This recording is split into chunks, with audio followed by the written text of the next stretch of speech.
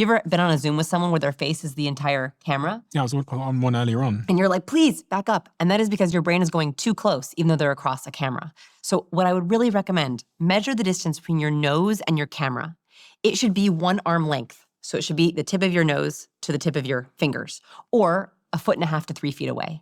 That is the ideal zone for having good conversation over Zoom. That's really interesting as well, because I was thinking about the conversation I had actually on the way here in the car with a colleague of mine, and they had called me on FaceTime. Now, the thing with FaceTime is it's going to be close. It's going to be close. And it did feel a little bit intimate. It does. Because they called me on FaceTime. Yes. Obviously, if I was on my laptop, they would call me on Zoom or something else, and there would be a meter. Yeah. So I think that's why we can sometimes, at least introverts, feel like, don't FaceTime me, it's way too personal. It's because there's a setup there that it's actually accidentally tricking you into being in the intimate zone with someone. This is also why loud bars and nightclubs work so well for facilitating romantic relationships. What happens in a loud bar or a loud nightclub is you can't hear someone. So you go, what?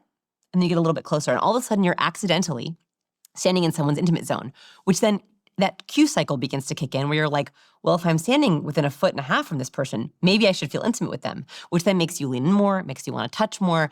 That is why people go to bars and nightclubs to facilitate these romantic relationships. It's accidentally going into the intimate zone.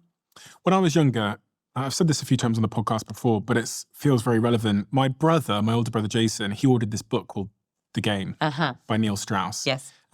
And he ordered it to university, but he accidentally put the wrong address, and so it came to home. This sounds like an elaborate story for me, like buying a pickup artist book. But it came to home, and I read the book, and it was my first time understanding that body language was, important, but even something you could learn. Yes. And when I say body language, I mean everything.